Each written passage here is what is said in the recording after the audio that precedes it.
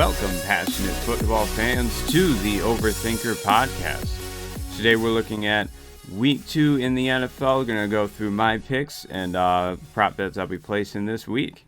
Now for the first game, Thursday Night Football, we have Chargers and Chiefs. Chiefs favored by 4 points. This game is going to be played. It's going to start basically after this video is uploaded, but I am probably going to pick the over at 54. That doesn't seem quite high enough. Chargers allowed quite a bit of points last week, and the Chiefs scored 41, I believe. Something like that. So I could see this game probably being in the 60s, definitely. I think that's pretty realistic to expect. Probably a fairly high-scoring game. And I do like Isaiah Pacheco plus 370 to score. And also DeAndre Carter plus 240 for anytime scoring. Both of those seem pretty solid to me. DeAndre Carter's probably going to maybe lead the team in targets for the Chargers. With Keenan Allen out, plus 240 is pretty solid. Yeah, so definitely plus 240 for DeAndre Carter is really good. I think plus 370 for Isaiah Pacheco is pretty solid. He's going to get some carries, and I think he is the number 2 running back on the team. But I just think it's a pretty solid odds there, plus 370 for Isaiah Pacheco. All right, so next for the Jets and Browns. They have the Browns favored by 6.5. I definitely would bet on the Browns to cover that this game. They played well as a team last week, and they came out with a win versus a team I thought they were going to lose. So I think I would go with the Browns. They definitely can run the ball. The Jets' defense has been pretty awful typically throughout the past couple of years. I don't know if I 100% believe in this coaching staff for the Jets, and I don't think the Jets are going to move the ball that well either. I don't have any prop bets on this game, but I would just bet on the Browns to win by more than 6.5 for this game. That would be my pick. Then for the Lions and Commanders, I am not really sure. This is a tough one. I guess 1.5 points. I would bet on the Lions. This is the first time the Lions have been favored in a game in a very long time. Something like 24 games, I believe. So I guess I'll bet on the Lions, to win by at least 2 points. I don't know how good I feel about that, but that's what I'm going to pick. They did look solid last week at times, and I do think this might be a high-scoring game, possibly. I don't really know if either of these defenses are really that good. But yeah, I'll pick the Lions in this one. And I also do have a prop bet for this game. I would take Jahan Dotson plus 215 for anytime scoring. Looks like he's going to be one of the Commanders' favorite targets in the red zone. So that seems like a pretty solid odds to me, plus 215. And then looking at the Buccaneers and Saints, I would pick the Saints to cover the 2.5 points. I definitely think they're probably going to move the ball well enough to probably win the game by more than that. I would expect them to win by more like 10 points. Now, the Saints can be feisty at times. And last week, they showed the ability to come back in a game, versus the Falcons. But everyone kind of comes back versus the Falcons. So, I would expect the Buccaneers to be able to hold on in this game. But typically, the games between these two teams have been pretty good throughout the last couple of years. So, hopefully this will be an entertaining game. And then we have the Panthers and Giants. Giants favored by 2 points. I think I will bet on the Giants this game. They look like a well-coached team last week. And yeah, I do have a prop bet on this game. Robbie Anderson to score a touchdown at, I believe, plus 195. In this offense with Baker Mayfield taking some deep shots, I think that's the best one for me. That's one of the better prop bets of the week, I think, actually. And then for the Patriots and Steelers, I'm going to pick the Steelers to cover 2 points this game.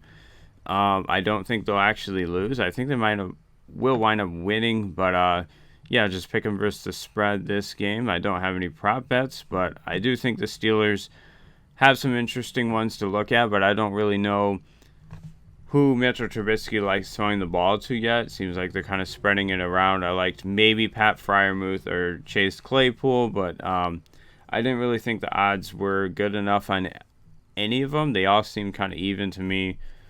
and I didn't really have one that stuck out to me that much. And now for the Colts and Jaguars. This is going to be probably a pretty interesting game because the Colts basically got knocked out of the playoffs by the Jaguars last year. And yeah, there's probably a lot of players on the Colts that are not happy about that. And yeah, I think I will take the Colts in this one to cover 3.5 points. Until I see the Jaguars be playing a really cohesive brand of football, I don't think I will pick them very often. But yeah, I will take the Colts this week. They did tie versus the Texans last week, but the Texans are a very feisty team, and I was kind of expecting that to be a close game anyway. I'm not really expecting this game to be that close between the Colts and Jaguars. And I do have 2 prop bets for this game.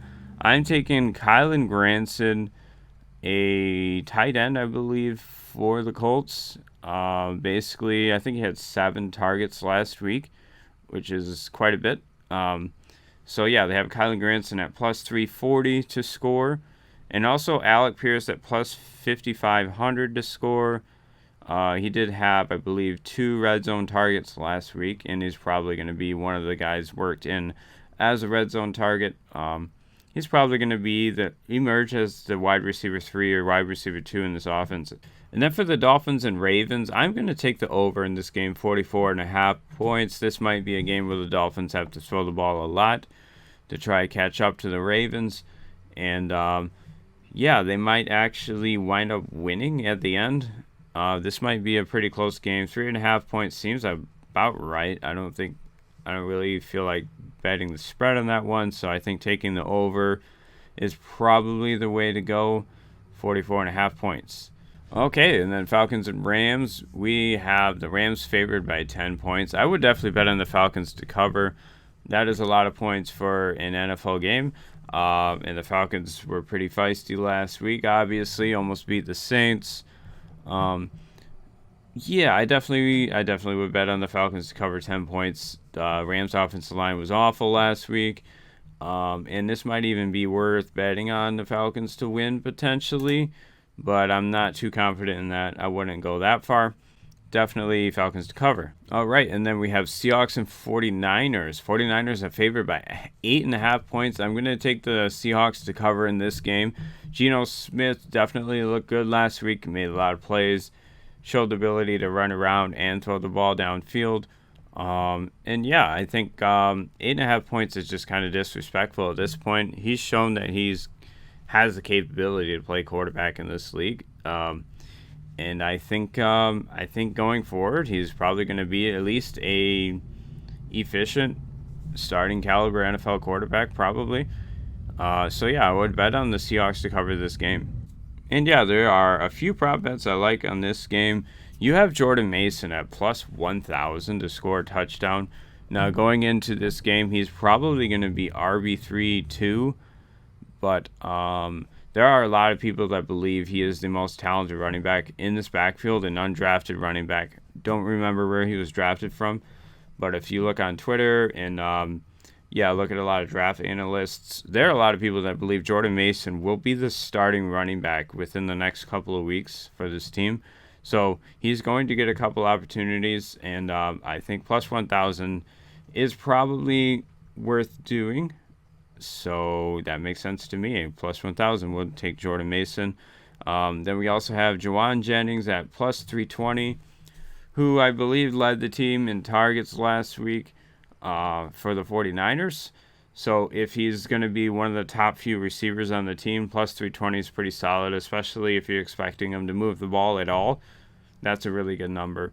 And then we also have DK Metcalf at plus 250. I do like that a lot. There's also Rashad Penny at plus 200. You could pick between the two of them or maybe do both of them. But I think I like Metcalf plus 250 a little more, so I will take that. So yeah, 3 prop bets on this game. And we are taking the Seahawks to cover 8.5. And then we have Bengals and Cowboys. I will definitely take the Bengals in this one. I do not expect the Cowboys to look that good. With the backup quarterback, Cooper Rush, Joe Burrow will definitely play better than he did in the first half last week. There's a good chance of it going over as well, but I think the Bengals are probably going to win by 10 points or more. So definitely picking the Bengals. Then we have Texans and Broncos, another big point spread, 10 points. That's a really interesting one to me. I don't really know why the Broncos are favored by that much. They didn't look that good last week. And I don't know how much of that you can just throw into the whole rivalry thing with, Russell Wilson going and playing versus former team.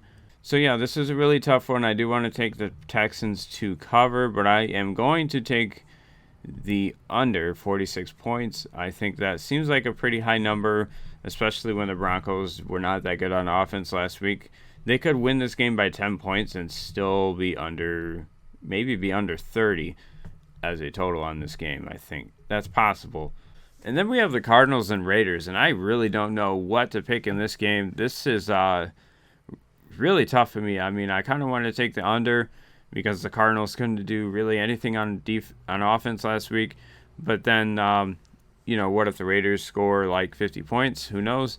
I guess I would just take the Raiders to cover because I just do not believe in the Cardinals coaching staff at all, even though I like Kyler Murray a lot. All right, then we have Bears and Packers. This is another high spread. I think we're going to pick the over in this game. I do think the Packers will definitely score some points, but I also think the Bears will score some points. 41.5 isn't that much. We'll do that. This could be a fun game to watch, but I do think the Packers in the end will start to put things together, get some more big plays, and Christian Watson will probably have a touchdown. And then we have the Titans and Bills. This is another tough one. I think I will take the Titans to cover just because I do believe in that coaching staff quite a bit. And losing by 10 points does not sound like something Mike Vrabel will want to do.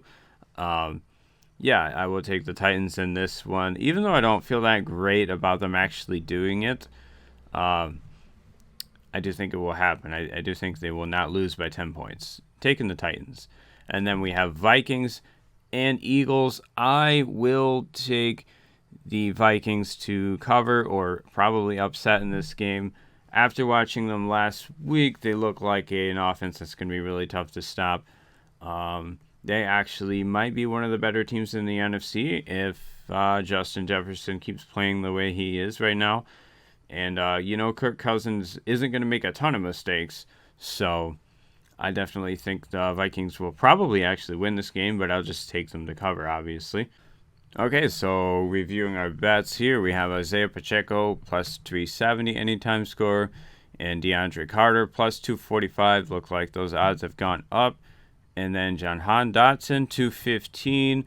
Looks like he's going to be a solid receiver for Washington, maybe the best receiver on the team after Terry McLaurin. Then we have Alec Pierce at plus 5,500. Seems like a pretty solid bet to me. He's going to be certainly in the top 3 receivers on that team probably within the next couple of weeks. 5,500 is a really good number. And then we have Kylen Granson plus 340. He's probably the starting tight end now for the Colts. It looks like he had the most targets last week out of the tight ends. And Matt Ryan likes throwing to tight ends. So we will take plus 340 there. Then we have plus 195 for Robbie Anderson on the Panthers. Just another one where I think he is going to get the most targets on this team, probably, even though I think DJ Moore is a better player. Robbie Anderson's just going to be the deep threat in this offense, and Baker Mayfield likes throwing the ball downfield, so he will probably get some red zone targets, and I think plus 195 is a good number. And then we have Jordan Mason. Again, I do think there's a possibility he's the starting running back within the next couple of weeks. So if he's available in fantasy, you might want to pick him up if you need another running back. And yeah, plus 1,000 seems like a solid bet. And then we have Juwan Jennings plus 320. He did lead the team in targets last week, I believe. And there's a chance he has like the most receiving yards on this team, with Debo getting a ton of rushing yards, obviously. Juwan Jennings might get the most receiving yards, possibly. It is certainly in the range of outcomes that's possible, I believe. Juwan Jennings plus 320 is pretty solid. And then we have DK Metcalf plus 250. This is one of my favorite bets of the week, to score an anytime touchdown. And yeah, that's going to do it for me this week. And thanks for watching. We will catch you in the next video.